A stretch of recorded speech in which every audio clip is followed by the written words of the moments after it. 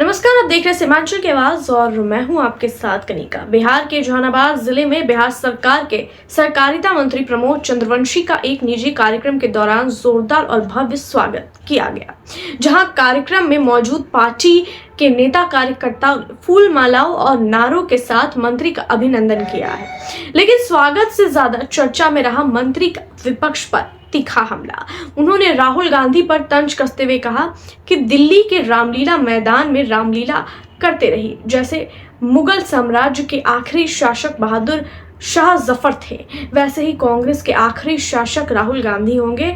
इतना कहते ही मंच पर मौजूद लोग ठहाके लगाकर हंस पड़े। वहीं मंत्री ने तेजस्वी यादव पर भी तंज कसते हुए कहा कि तेजस्वी राजनीति विहीन व्यक्ति है, उनके पास कोई मुद्दा नहीं है, वो कहीं भी जाए फर्क नहीं पड़ता है। मंत्री के इन बयानों के बाद बिहार की राजनीति में हलचल तेज हो गई है और अब देखना होगा कि विपक्ष इस बयान पर क्या पलटवार करता है। खोले तो इसके पहले भी बिहार में मोर्चा खोले तो उनके बाद मुद्दा क्या है जी?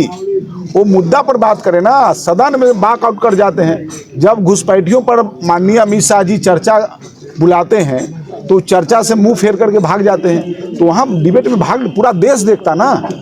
तो रोड पर रामलीला मैदान में वो रामलीला कर रहे हैं तो उनको करने दीजिए, उनका काम है क्या है। अब सदन छोड़ के वो विदेश यात्रा पर निकल के यहाँ से अरे कहाँ जाएंगे, क्या करेंगे, नहीं करेंगे, किसी को पता है? वो राजनीतिक व्यक्ति थोड़ी हैं, वो राजनीतिक व्यक्ति नहीं है। अपना वो कहिए कि जैसे वो मुगल का अंतिम बादशाह क्या था, बहादुर शाह जफर ना, तो कांग्रेस के अंतिम शासक होंगे राहुल गांधी।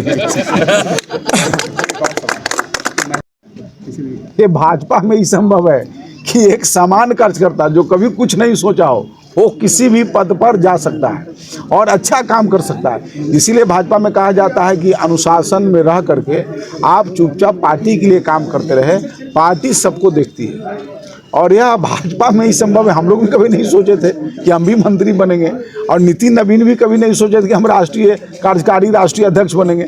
लेकिन यह पार्टी का मैं केंद्रीय नेतृत्व को आपके चैनल के माध्यम से बधाई देता हूं कि बिहार को बहुत बड़ा उन्होंने तोहफा दिया है और पूरे बिहार की ओर से केंद्रीय नेतृत्व को बहुत बहुत धन्यवाद। सर एक और सवाल है, कितने पुरुष का गया बताइए हमको, कितने पुरुष का गया खाता में? इसके लिए अरे एक हाथ को चला गया भैया।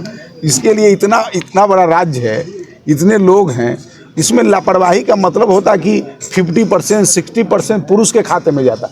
अब एक आध को चला गया तो कंकर तो रहता ही ना चावल में, नहीं रहता है, एक आध को चला गया।